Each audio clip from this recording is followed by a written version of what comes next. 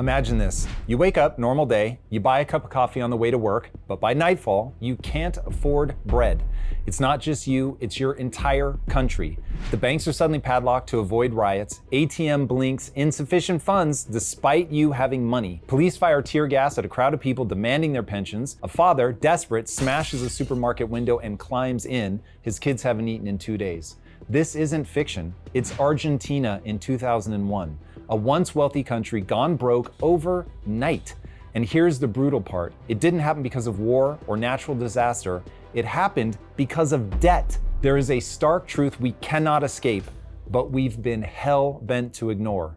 Over the last 200 years, 98% of the countries that have had a debt to GDP ratio of 130% experienced economic collapse in short order. You know what the US ratio is?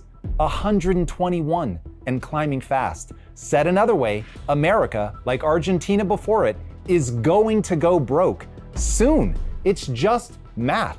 Now don't click away. My goal here is not to scare you. It's to give you hope.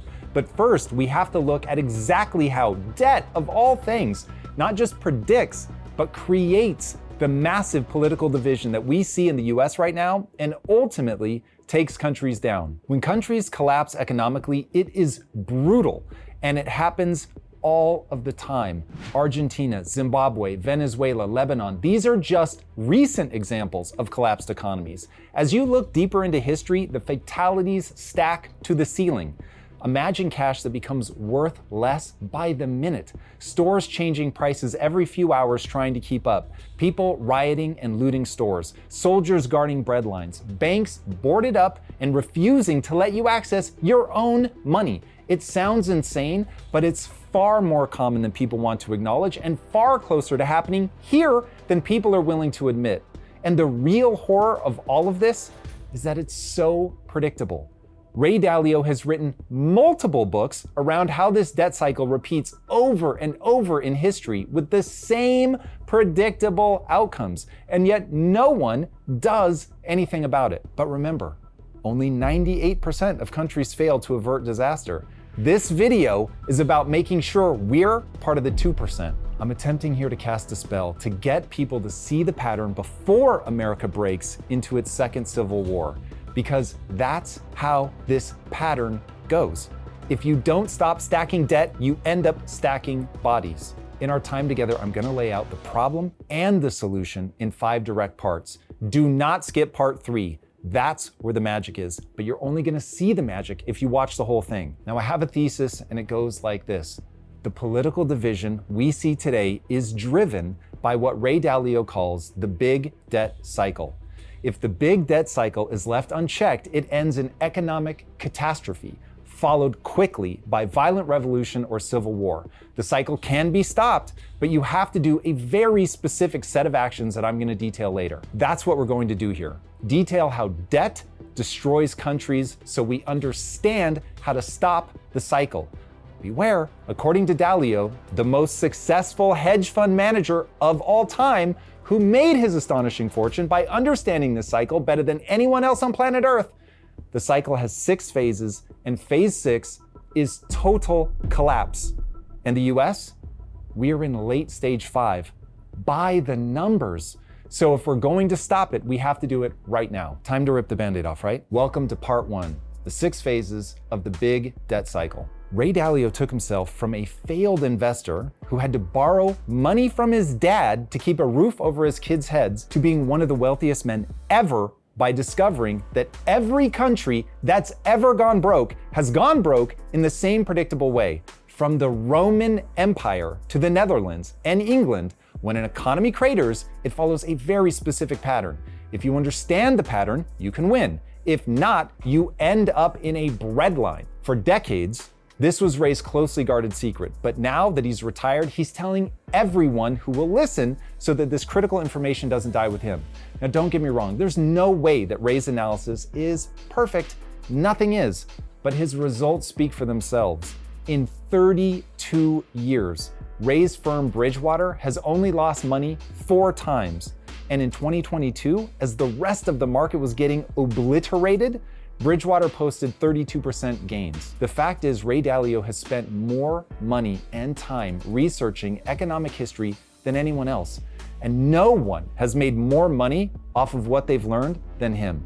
The pattern is there for anyone who's willing to see it. These are not the ramblings of some random author. This is the GOAT, spilling secrets that have life and death consequences. Here are the 6 phases of the big debt cycle. Phase 1, known as early expansion. This is the fun part. Early expansion is growth spurred on by easy credit and a whole lot of optimism. This happens when debts and interest payments are relatively low in relation to incomes and other assets. Said simply, both people and the government are making more than they spend, and they get to enjoy all the security and peace of mind that comes with that. In this phase, productivity is rising, credit is easy to come by, borrowing costs are low, and what small debt there is true leverage for fostering growth. Phase 2 is where the trouble begins. This is the phase of bubble building. In phase 2, the economy feels amazing, but it's all a lie. This is the part of the cycle where credit expands faster than productivity and debt begins to exceed income. But no one cares because everything is going up. It doesn't feel like a problem. It feels like a party. Asset prices start rising, stocks, housing, even things like crypto. But here's the catch. Those gains aren't coming from real productivity increases or even income growth. They're coming from borrowed money, from debt. Dalio puts it plainly. In phase 2, the bubble, debt, and interest payments begin to exceed income. And yet, debt makes the economy feel magical. People borrow against their homes to remodel kitchens, take vacations, and buy Teslas. Corporations take on cheap debt to buy back their own stock and juice their earnings.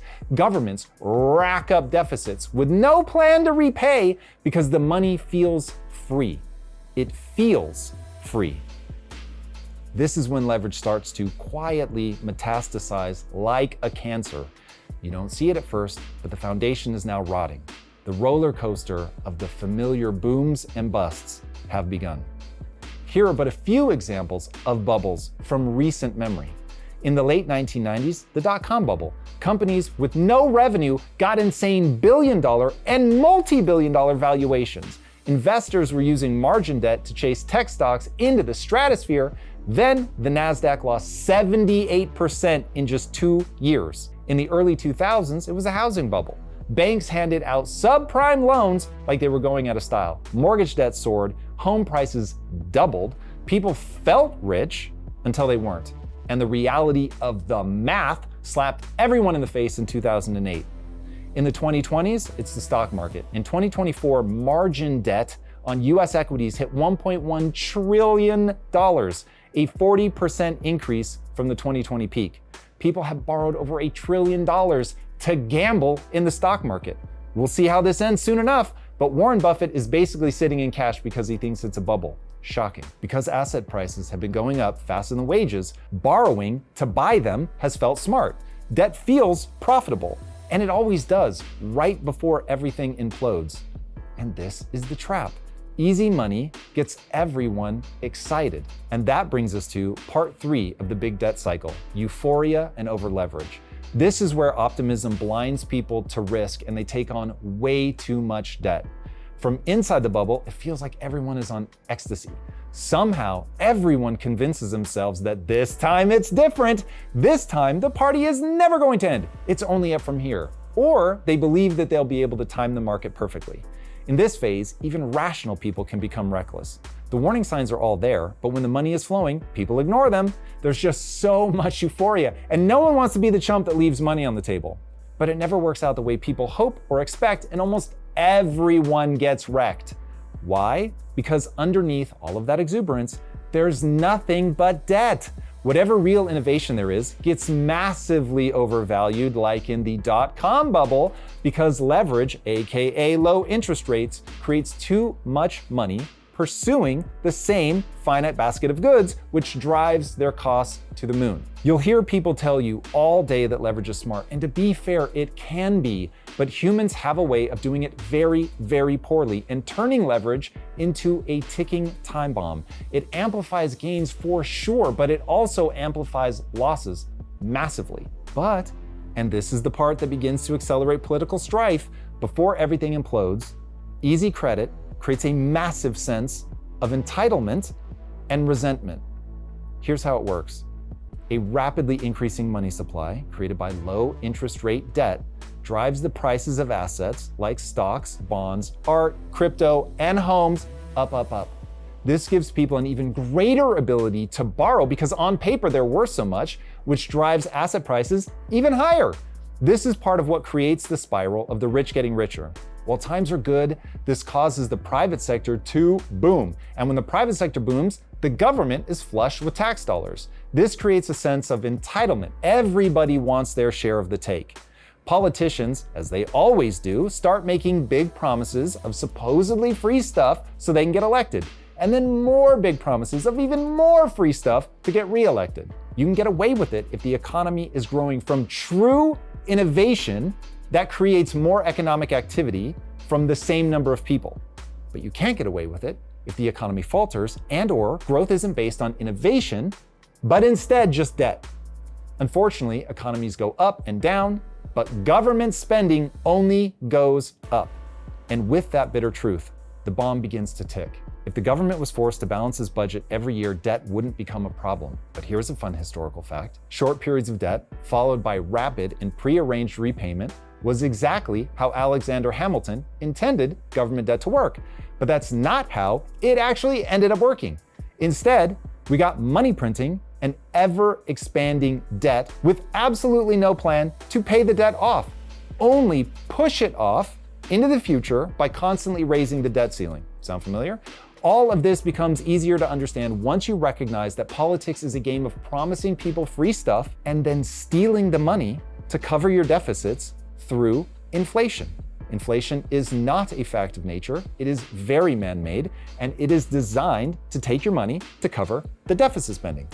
I've done a whole video on that reality, and you can watch it here. Very few people actually understand how our monetary system works, though. Even saying monetary, I know I'm losing some people, so politicians can get away with deficit spending for a very long time.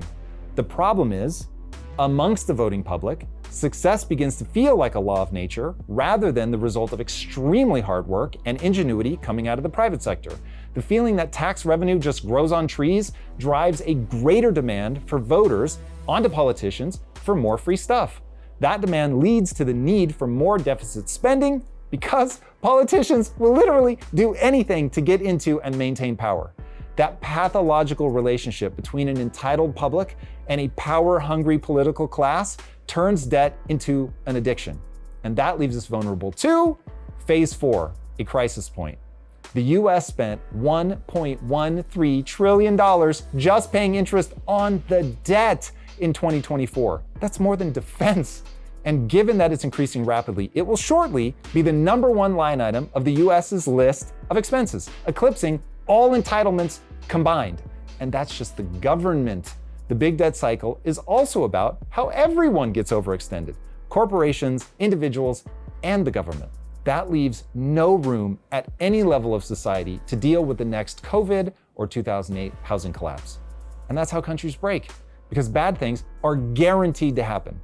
And if everyone is leveraged to the hilt and saddled with debt, they'll have no way to absorb the shock. Maybe it's the commercial real estate bubble bursting, maybe another pandemic, maybe it's a geopolitical crisis sparked by a war in the Middle East, or a wave of corporate defaults. It almost doesn't matter what the spark is, because when a country reaches this phase, the system is already soaked in kerosene, and when the spark hits, it's all going up in flames.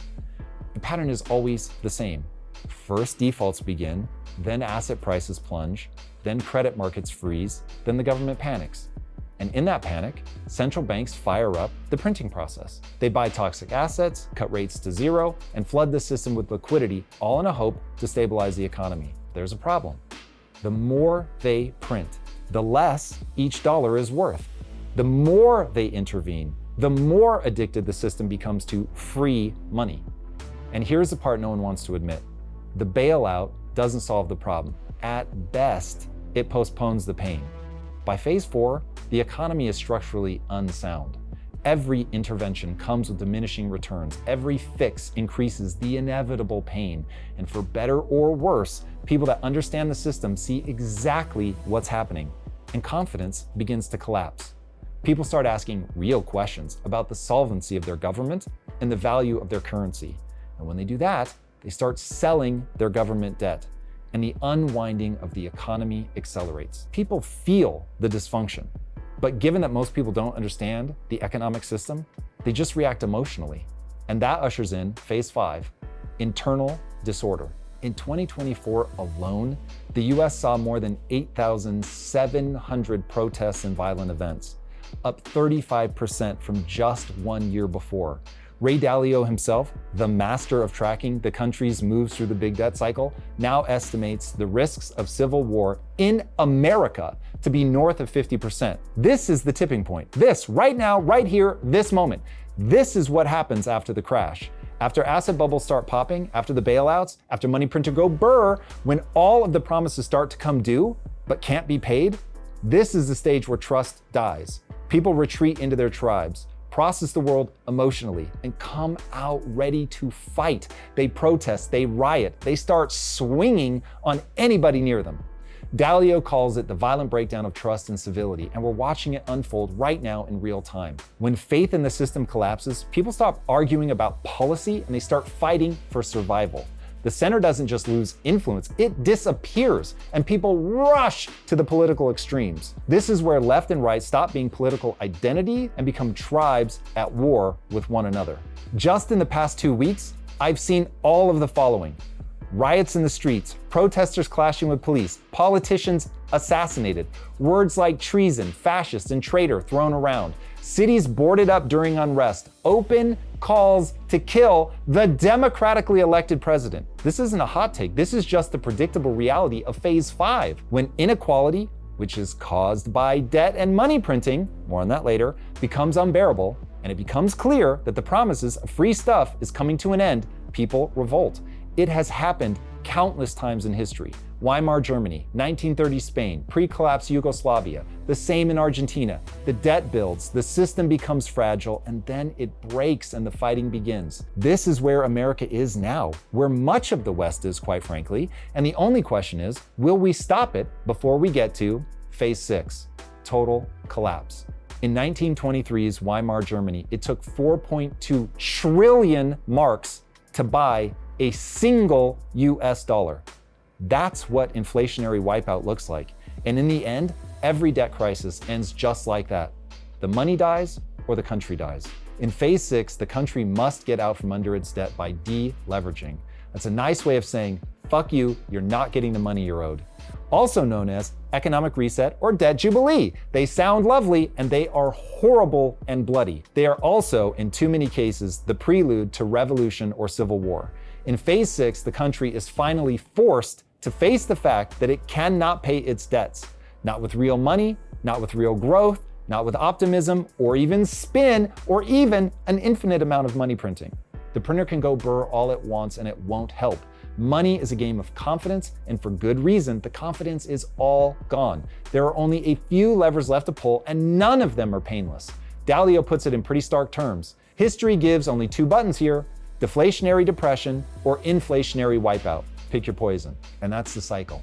Understanding its cause and effect relationship can make you rich and help you avoid disaster, but ignoring it or only having a surface level understanding leads to catastrophe. So now that we understand the what, I want to look at, we'll get back to the deep dive in a moment, but first, if you want to understand the full scope of Ray Dalio's analysis, there's one book that maps it all out: How Countries Go Broke. This is his detailed explanation of the big debt cycle, where he shows exactly how debt problems connect to political forces, geopolitical tensions, and what he calls the overall big cycle. The book covers his model for dealing with debt problems that the US, Europe, Japan, and China all face today. You could spend weeks trying to digest all of that economic analysis yourself, or you can use the incredible short form. Short form covers this topic across multiple sources with their master guides, so you're not just getting one perspective on economic cycles. Plus, their browser extension summarizes any YouTube video, article, or research instantly, so you can learn faster from anything you're already watching about the economy. Click the link below to try it for free and get 20% off your annual subscription. And now, let's dive back into exactly how debt destroys nations. Part 2, the how. The mechanism by which debt destroys a nation. In the last 5 years, Americans have stormed the Capitol, assassinated elected officials, opened the border, tried to kill a president, and turned protests into battle zones. All because political extremism has taken hold. But why? Each side will tell you it's because the other side is full of morons, evil morons trying to ruin this country. But the truth is, this is a predictable part of the cycle, and it's all tied to debt. But how on earth is that possible? Search your feelings, Luke. You will see this isn't politics, it's math and human emotions. Behind every riot, every assassination attempt, every brick thrown through a window is something mechanical: debt. Debt drives inequality, and inequality enrages people. It's baked into our DNA. Feed two monkeys cucumber slices for the same task, and everyone's good. Start giving one a grape, and the other still gets the cucumber, and it freaks the fuck out. When humans look around and see broke people as far as the eye can see, they're fine. The poverty doesn't distress them. If they look around and they see rich people as far as the eye can see, they're fine. But if poor people look around and see rich people, they fling feces as hard as the monkey getting the cucumber does. It's known as the Gini coefficient, and whenever it gets too high, bloodshed is bound to follow. I mean that literally. It's just that no one realizes that what is causing that resentment is debt and money printing. Let me quickly walk you through how money is actually created. It's insane, but I promise this is all real. Everything I'm about to tell you is true. 1. Even in phase 1 of the big debt cycle, money is created through debt. It's created through debt. It's something known as modern monetary theory. Our money isn't backed by anything like it used to be. Instead, money is backed by fiat, which just means it has value because the government requires you to use it to pay your taxes, and the government requires other people to accept it as a form of payment from you for all debts, public and private. But the fundamental truth of our modern monetary system is that money is lent into existence by central banks. The money didn't exist, then someone, usually the government, wants to borrow some, and poof, they create it. Typically, when the central bank purchases government bonds or treasuries, every dollar that exists, full stop, entered circulation as interest-bearing debt. And that's an important note. Because of that need to pay the interest, and this is the catch, the total supply of money in circulation depends on continually increasing the debt to pay the interest on the initial money that was loaned into existence. Because every dollar created is created via debt with an interest obligation. Let me just give you a quick example. If you borrow $100 into existence, but owe $105, the $5 coming from the interest due, how do you pay the extra $5 without borrowing more money just to have the $5 to pay the interest? The answer is you don't. Ever increasing amounts of debt are required by the physics of money, and that is a big part of why the big debt cycle is so predictable. Without continuous deficit spending, the money supply contracts. If governments stop borrowing, they mathematically cannot pay back the interest that they owe. The catch is printing more money so that they can service the debt inflates the money supply. This is like adding water to your coffee. You might have the same amount of liquid in your cup, but at some point, all you have is a cup of water with a dash of coffee. And that is a very different experience than having a shot of espresso. Where it gets super weird though, is that as inflation rises and prices go up, some people manage to escape this trap. Instead of saving money in their bank account, these people buy assets.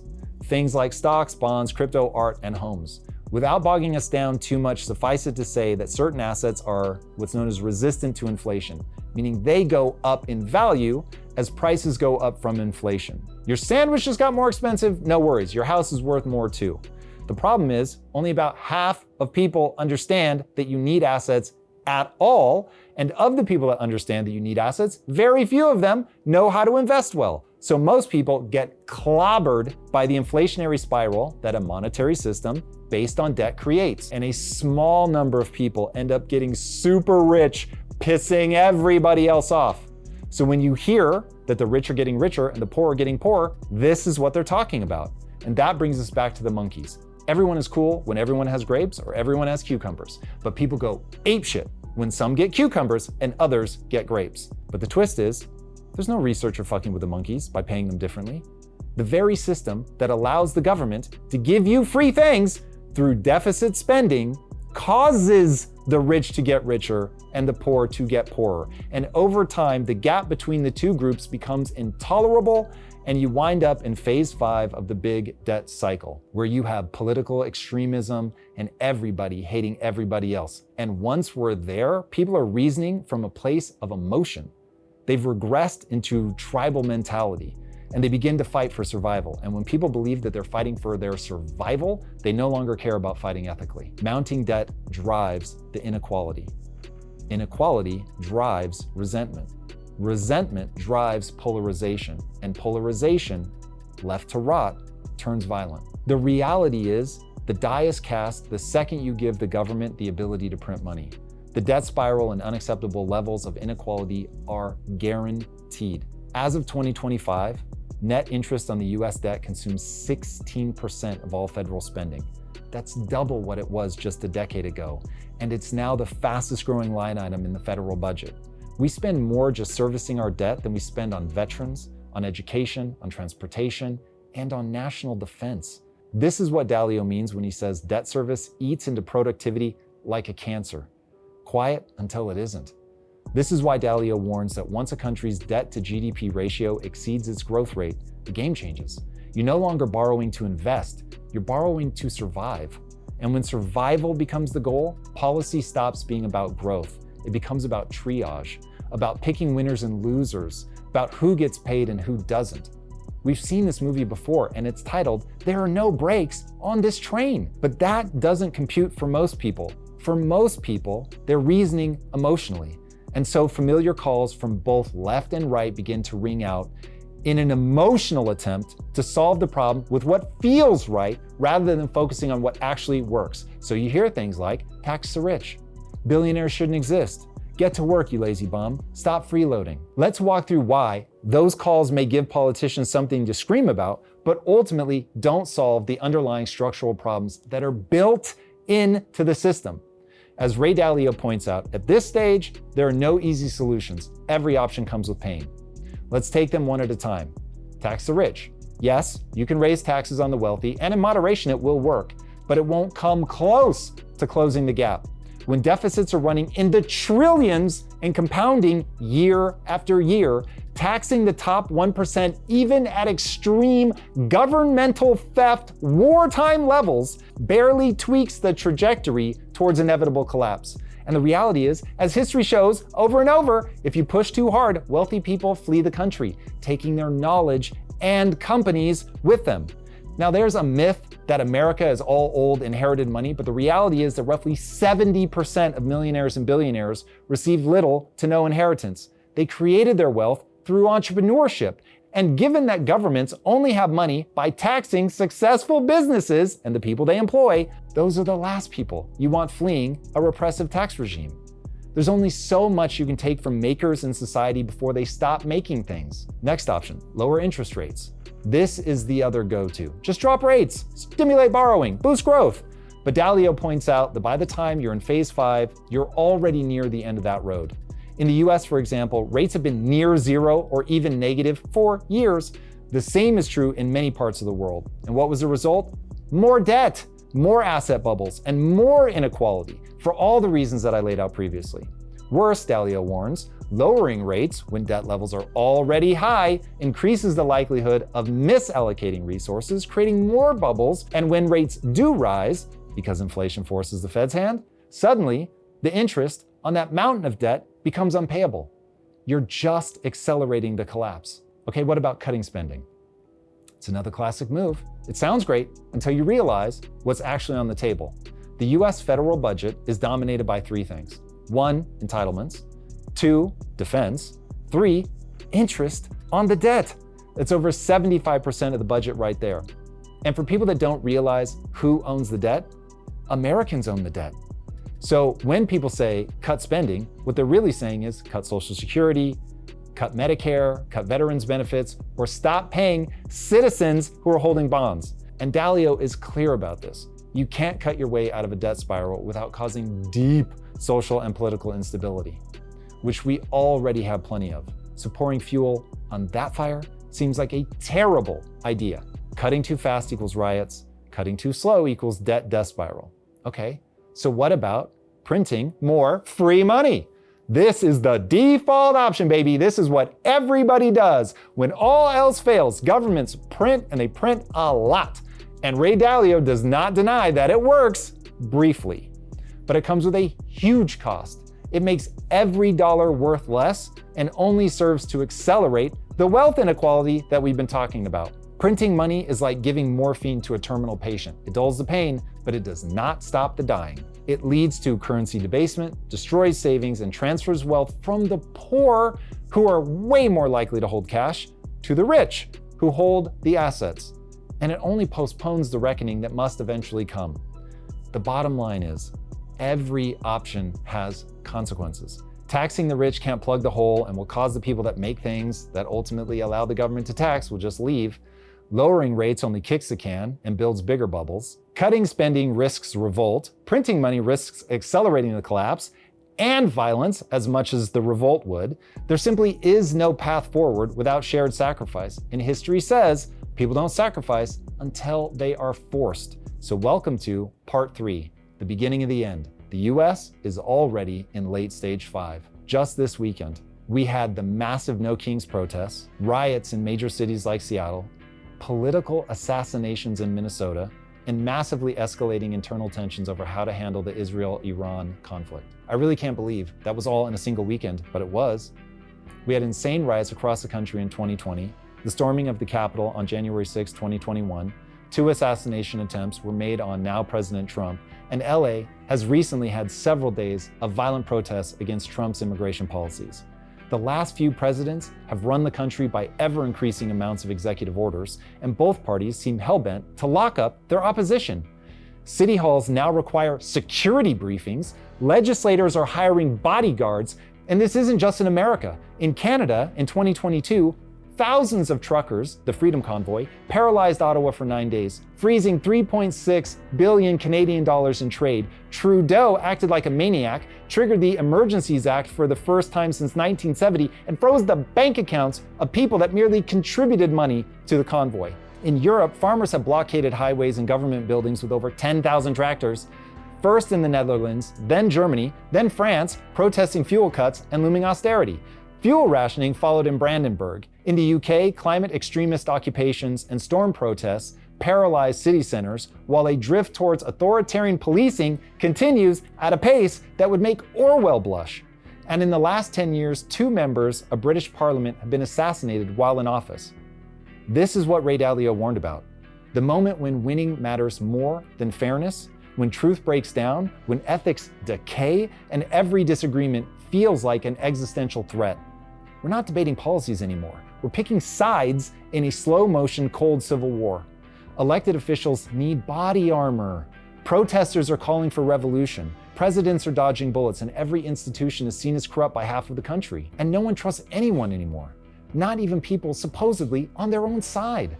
Look how quickly even staunch allies like the IDW turned against each other, or how the left purges its own when they inevitably fail a purity test. And the part that kills me, no one agrees on how to spend money.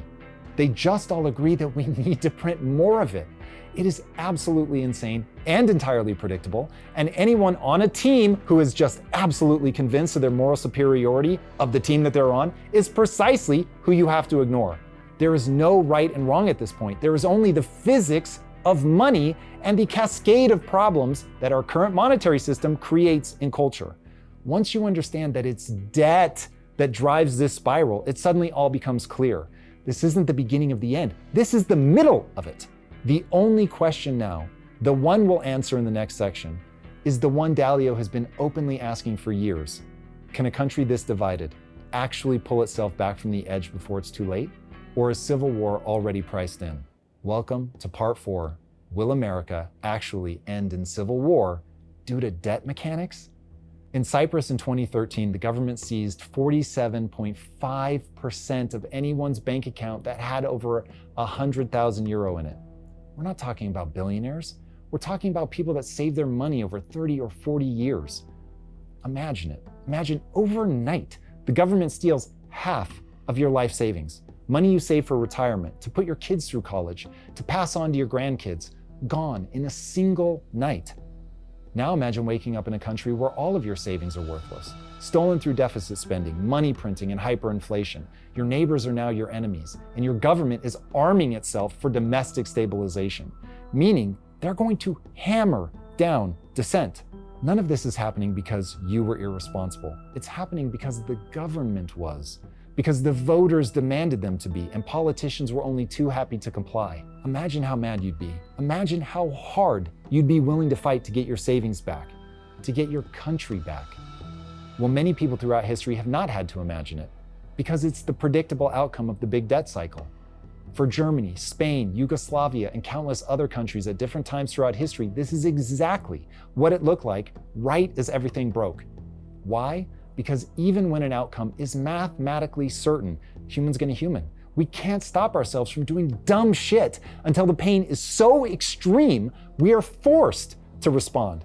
Churchill had a quote far more eloquent about this brutal truth: want for foresight, unwillingness to act when action would be simple and effective, lack of clear thinking, confusion of counsel until the emergency comes, until self-preservation strikes its jarring gong. These are the features which constitute the endless repetition of history. End quote. That's how nations still manage to collapse economically, even though they're staring directly at the pattern that predicts the collapse. This isn't happening in secret. The signs are everywhere. The math is public. The history is loud and playing on repeat. And still, 98% of the time we fail to act. We're just not wired to. Humans don't respond to slow motion catastrophes. We respond to fire alarms, to screaming and violent protests, to the jarring gong Churchill talked about. But even then, the best we can hope for is emotional reasoning. And so we sleepwalk forward. 56% of Americans say the federal government is wasteful and inefficient, and yet Doge was reviled. People will give you their reasons, but they're all emotion-based. It's simply self-evident that you can't spend more than you make without creating a problem. The most bipartisan issue of all time should be a balanced budget. But that's not how tribalism works in Phase 5. According to a Pew Research poll in 2024, only 34% of adults say most people can be trusted. And that's down from 50% in 1990, an already horrible number. Congress debates social grievances while the debt clock spins past $36 trillion. The number is just so big, it seems impossible that we've gotten here. But yet here we are. We argue about surface level drama that feels important, but ultimately means nothing. It's TikTok outrage, dunk contest moves on X. Empty virtue signaling that does nothing to address the obvious mechanisms that drive inequality, political polarization, and economic collapse. We should be arguing about the utility of debt and how to keep it manageable, political incentives, money in politics for the love of God, our energy needs for AI, how to avoid a war with China, radically improving education, yes please, and institutional trust among many other things. But instead, we argue about taxing billionaires, race, gender, ideology, and getting more free stuff.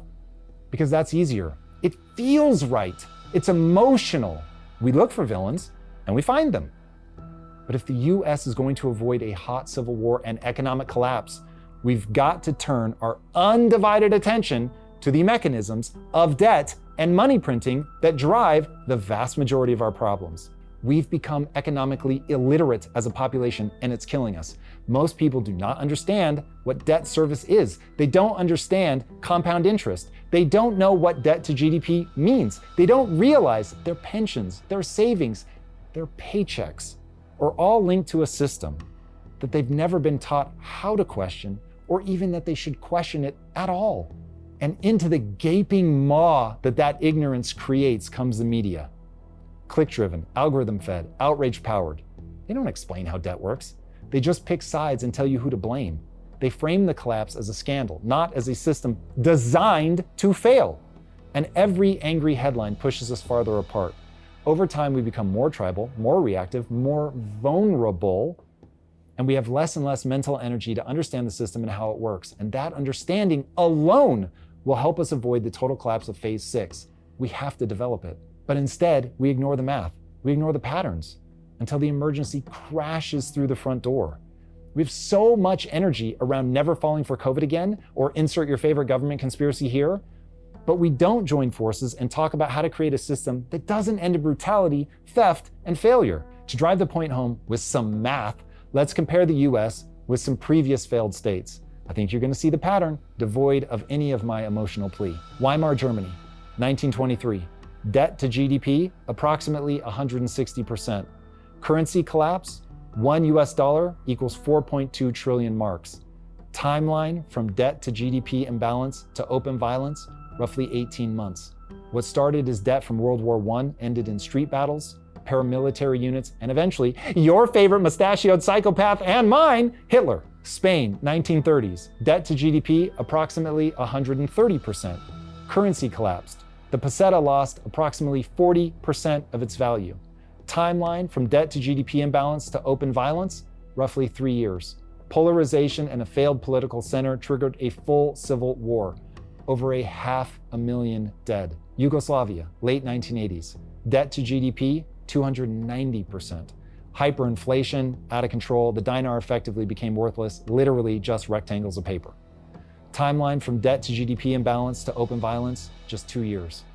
Economic collapse, amplified ethnic divisions leading to a decade of war and literal genocide. Not a lot of time between that debt to GDP balance and open warfare in each of those cases. Now, let's look at the United States in 2025. Our debt to GDP is at 122%, projected to exceed 130% by 2034. That's only 8.5 years from now. The US dollar has lost 25% of its purchasing power in the last 5 years alone. Time to open violence? Unclear, and hopefully never. But we've already had riots, assassinations, and armed political standoffs, not to mention the fact that modern monetary theory allows the government to steal your money at will through deficit spending, and there is no sign that any political party is going to stop the deficit spending. Ray Dalio isn't being pessimistic, and nor am I, when he says we've got a more than 50% chance of civil war. He's just acknowledging the historical pattern that repeats. Every indicator that signals collapse is flashing red. Exploding debt, deep political polarization and tribal thinking, rapidly declining trust in institutions, rising political violence, military increasingly pulled into domestic policing. So the question isn't, could this happen here? It's, what could stop it now? Dalio says there's a narrow window to act, a chance to engineer what he calls a beautiful deleveraging, a way to deflate the bubble without blowing up the country. The clock is ticking and the system is brittle. The only question left is, do we hit the brakes or do we brace for impact? And that brings us to part 6, where do we go from here? How do we hit the brakes? After World War II in 1946, the US debt to GDP ratio had soared to 119%, almost exactly what it is today. But by 1957, we'd managed to steer away from the cliff and get it down to roughly 50%. No riots, no collapse, just discipline, restraint, and leadership. But most countries don't avoid the cliff. After World War I, for instance, Weimar Germany had a similar debt load to the post-war US, but instead of pulling back, they printed money, crushed savers, collapsed their currency, and tore themselves apart from the inside, ushering in fascism and dragging the planet into another world war. Similar starting points, dramatically different outcomes. We now face a choice. We've already begun to tear ourselves apart here in the US, but there is still a path forward, what Ray Dalio calls a beautiful deleveraging. A beautiful deleveraging is a controlled process of reducing an economy's debt to GDP ratio in a way that minimizes economic disruption. The goal is to avoid severe economic collapse, excessive inflation, or a prolonged depression. And you do that by hurting everyone, but hopefully in just the right ways and in just the right amounts, such that you keep the economy from imploding and you keep people from literally killing each other. A beautiful deleveraging is, simply put, the optimal method from going from a high debt to GDP ratio back down to a sustainable debt to GDP ratio. It is a hateful process, but it's the least terrible of the options when calamity is your only other choice. A beautiful deleveraging is executed using the following 4 levers that policymakers have at their disposal. 1, austerity, spending cuts, reducing spending by individuals, businesses, and governments to pay down debt. 2, debt restructuring. Defaults or write-downs, essentially reducing debt obligations by forgiving, extending, or lowering interest rates on loans. 3, wealth redistribution, fiscal transfers, shifting resources from wealthier to poor segments via taxation or government programs. And 4, debt monetization, aka money printing, central banks creating new money to stimulate spending and offset credit contraction. All of the above are used in balanced ways so that the debt-to-income ratio falls without causing unacceptable economic and social stress. And I give all of that to you in a blunt way, not so that I can poke fun at it, but rather so that nothing gets lost in jargon. Because I believe this is our future, this is the thing we must do, and the confused mind says no. And we're gonna need a lot of people to say yes if we're gonna get on the other side of this without economic collapse. All right, when done well, a beautiful deleveraging achieves 3 key outcomes. 1, the burden of debt decreases, measured as debt payments relative to income. 2, the economy grows in real terms, adjusted for inflation. And 3, inflation remains moderate, preventing hyperinflation or destabilizing price spirals. Bilyeu contrasts this with an ugly deleveraging, where imbalances in policy lead to either severe deflationary depression from excessive austerity and debt defaults, or runaway inflation from reckless money printing or capital flight, where the wealthy and successful flee or simply stop producing. A beautiful deleveraging is beautiful precisely because it navigates these extremes, restoring economic balance without catastrophic consequences. To understand exactly how a beautiful deleveraging works, we need to break down each tool, its effects, and how they interact. Bilyeu's framework is rooted in his view of the economy as a machine driven by transactions, credit, and cycles. All right, let's look at each tool individually. Tool number 1, austerity, the spending cuts. Austerity involves reducing expenditures by households, businesses, and the government to free up income for debt repayment. For individuals, this means tightening the belt. For governments, it means cutting budgets and reducing deficits. The economic impact is varied. It's partly deflationary. Cutting spending reduces demand, as one person's spending is another's income, and this leads to falling incomes, lower economic activity, and declining asset prices, e.g. stocks, real estate, etc. But it also increases the debt burden because incomes fall faster than debt payments. The debt-to-income ratio often worsens.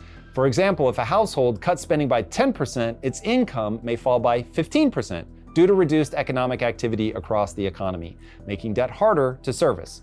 It also has a depressing effect. Austerity can spiral into a deflationary depression, as seen in Greece during the Eurozone crisis in 2010 through 2015, where austerity actually deepened the economic contraction. Now, despite being a mixed bag, austerity is necessary to curb excessive borrowing and restore fiscal discipline, but it has to be done in a controlled fashion. Bilyeu warns that over-reliance on austerity is too painful and counterproductive, as it has a tendency to exacerbate deflation without significantly reducing the debt-to-income ratio if it's the only tool deployed. It needs to be in the mix, as fiscal discipline is critical to getting things back on track, but it should be a small part of the mix, applied gradually to avoid shocking the economy. One should definitely expect massive social resistance to austerity. As a PSA, spending cuts, especially to public services, spark protests and political backlash. Everyone wants to avoid a crisis, but no one wants to tighten their belt. Now, timing with austerity is also critically important. Austerity is often the first response to a debt crisis, but must be phased out quickly in favor of stimulative measures. All right, tool number 2, debt restructuring. Basically intentionally defaulting or writing down debts. Debt restructuring reduces the debt obligations by the following mechanisms. Intentionally defaulting, creditors just receive no repayment, e.g. it's a bankruptcy. Writing down principal, the total amount of the loan due is negotiated and reduced. Extending maturities, so spreading the payments out over a longer period. Lowering interest rates, reducing the cost of servicing the debt. Now, the economic impact of this is mixed, as most of these tools are. It's partly deflationary because defaults and write-downs destroy wealth as creditors lose money and asset values when debt owed to them is reduced or eliminated through bankruptcies. Their asset portfolio is reduced, and this reduction reduces their lending capacity, which contracts credit further. It also has a depressing effect because falling asset prices and bank losses can trigger a financial crisis, as seen in 2008 when Lehman Brothers collapse froze the credit markets. On the plus side, it reduces debt burden because restructuring directly lowers debt levels, easing repayment pressures for borrowers. Now, this plays a critical role in a beautiful deleveraging because debt restructuring is what you use to clean out bad debts. It has to be done carefully though. Bilyeu emphasizes that it should be targeted, e.g. it should be aimed at insolvent borrowers or specific sectors like real estate that are in trouble, and paired with stimulative policies to offset the crisis-led deflationary effects. For example, restructuring mortgage debt in the US post-2008 helped stabilize housing markets when combined with Federal Reserve interventions. There's some challenges though, because the financial system becomes very fragile. Large-scale defaults can bankrupt banks or pension funds, as seen in Argentina's 2001 default. There will be a ton of political resistance as creditors like banks and bondholders are going to lobby like mad against write-downs, while debtors are going to be screaming for relief, creating this tension between the two. There's also the possibility of creating a moral hazard because widespread debt forgiveness encourages future recklessness. We have seen this so clearly with bank bailouts. Once banks believe that they're going to get saved when they fail, they take bigger and bigger risks, and this applies to everybody. All right, tool number 3, wealth redistribution, fiscal transfers. Redistribution involves transferring resources from wealthier groups to poorer groups through higher taxes on the rich, increasing taxes on income, capital gains, or wealth, government spending programs, providing unemployment benefits, stimulus checks, or subsidies to low-income households, social safety net expansion, expanding things like healthcare, housing, or food assistance. The economic impact of all of this, though, runs the gamut. It's stimulative, which is wonderful because transfers boost spending in the lower income households that receive the funds, and those are the people that have a higher propensity to spend and consume. This increases broad spectrum demand across the economy. It's also socially stabilizing. Redistribution reduces inequality and mitigates the social unrest that comes from people being very angry at the wealth discrepancy. However, it has very little impact on the debt burden because transfers do not directly reduce debt and rely on borrowers to voluntarily pay down their debt, which they do not always do. The role that this plays in a beautiful deleveraging is that redistribution is a supporting tool to maintain social cohesion and stimulate demand. Bilyeu notes, however, that deleveraging periods can increase social tension due to the wealth gaps, so transfers like stimulus checks during COVID-19 need to be designed to help borrowers without going so far that it collapses asset values. Redistribution alone is insufficient. It is very important to note that, as it rarely provides enough funds to meaningfully reduce debt burdens unless it's accompanied by revolutionary measures like wealth seizures. And Bilyeu does not recommend that, however, as it can backfire by triggering capital flight or massive reductions in output from the makers in society. The challenges to wealth redistribution are numerous. It can dramatically increase political polarization. Taxing the wealthy often, I'll even say always, is going to face resistance, as seen in the US debates over just a progressive taxation system. It creates fiscal strain as well because governments are facing rising deficits during deleveraging, and as tax revenues fall and spending rises, for example, the US deficit grew to $3.1 trillion in 2020 when COVID forced money printing to increase social safety net coverage. There's also inefficiencies to wealth transfers because the transfers are rarely targeted enough to reach the debt-distressed borrowers directly. It just gets diluted across everybody, essentially, so the impact of the redistribution becomes weakened. Tool number 4, debt monetization, aka money printing. Debt monetization is when central banks create new money out of thin air, and they do that to do the following: purchase assets, buying government bonds or other securities, this is known as quantitative easing, fund deficits, effectively financing government spending by magic money printing, stimulate credit by lowering interest rates to near zero or negative to encourage borrowing. The economic impact of money printing is a little bit up and a little bit down. This is, though, the first line of defense. This is what everybody does. But you have to understand that it is inflationary. Printing money increases the money supply by raising demand, because people have more money, And when you've got more money chasing the same number of goods, prices go up. But it's also stimulative. New money boosts asset prices like stocks and bonds and creates the illusion of rising incomes, which encourages spending and thus stimulates economic activity. It also reduces the debt burden. By increasing nominal incomes and GDP, debt monetization lowers debt to income ratios. Printing money plays a key role in a beautiful deleveraging. Money printing, as I said, is by far the most common and most powerful tool. It directly counters deflationary pressures from austerity and defaults.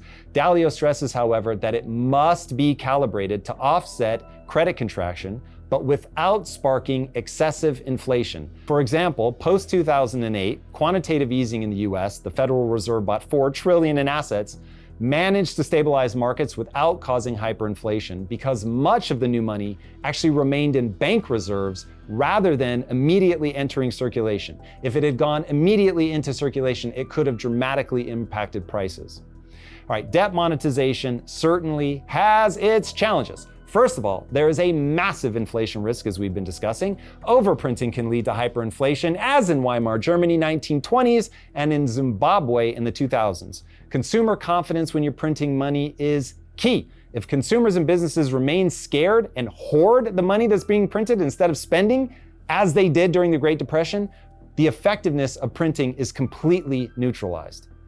The knock-on currency devaluation caused by excessive printing can also weaken the currency, raising import costs and inflation as seen in emerging markets. All right, you've got all the tools. Now let's put it together and see what a beautiful deleveraging actually looks like. Ray Dalio's strategy is a coordinated policy mix executed by central banks and governments, tailored to the economy's specific conditions. There is no one-size-fits-all here, and it's going to work over a few steps. Step one, you diagnose the debt problem by assessing debt levels, calculating the debt service, and determining whether the economy is in a deflationary contraction, falling incomes and asset prices, or inflationary spiral, rising prices and currency devaluation. Then you structure the policy mix accordingly.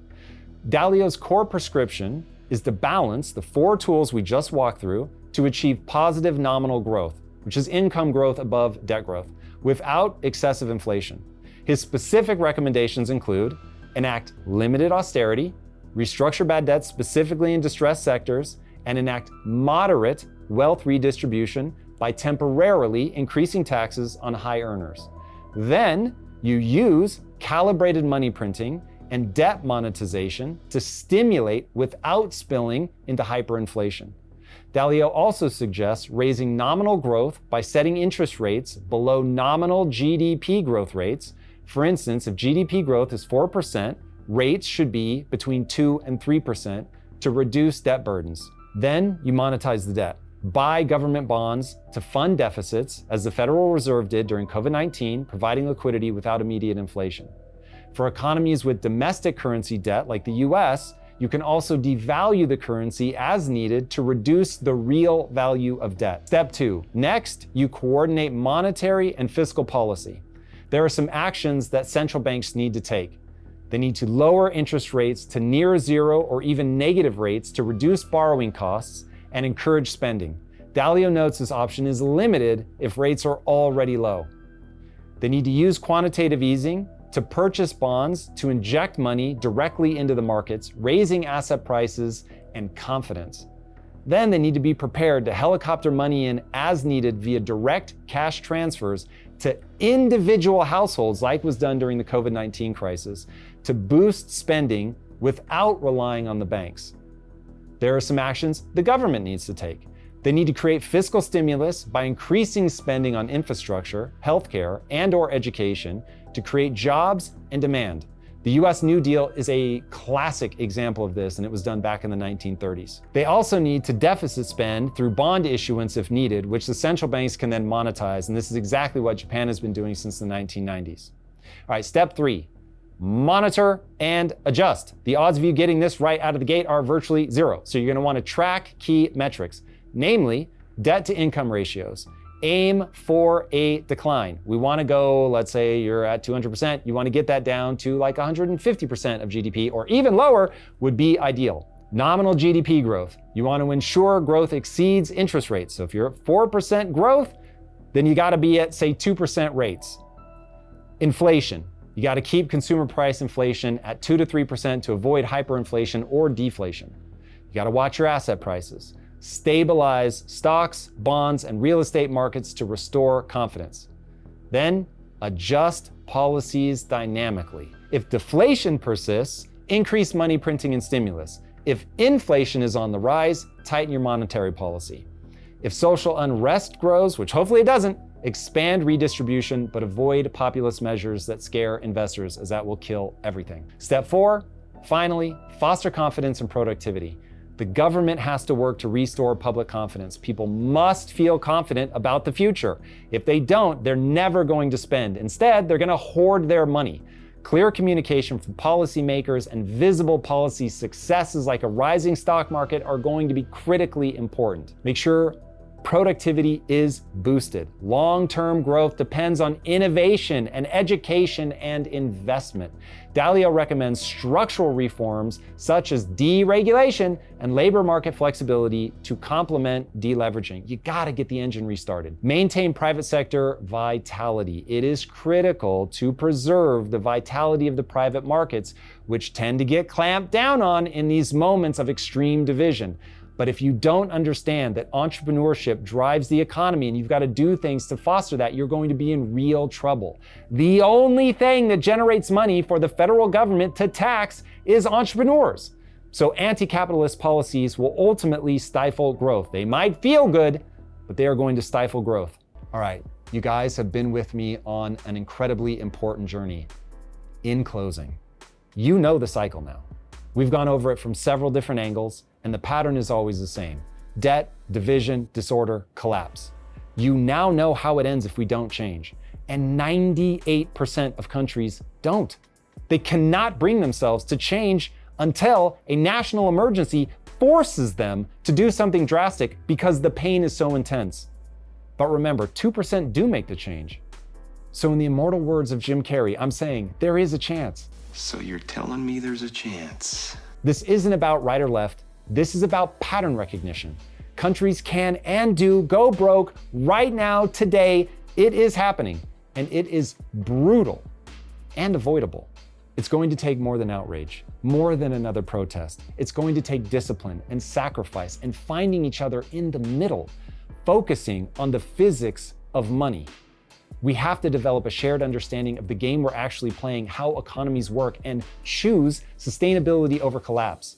This is the moment right now in the story where every empire either resets or falls. The pattern of the big cycle Ray Dalio outlines and how countries go broke is just human psychology and math at scale. Neither of those are changing anytime soon. So if we stay on autopilot, we know exactly how it will play out. We have a path forward with Ray's beautiful deleveraging, but it means we have to act now before the jarring gong of history tells us it's already too late. All right, if you guys want to engage with me as I explore ideas like this in real time, be sure to join me for my lives on YouTube Wednesday and Fridays at 6 a.m. Pacific time. I'll see you there. Till next time, my friends, be legendary. Take care. Peace.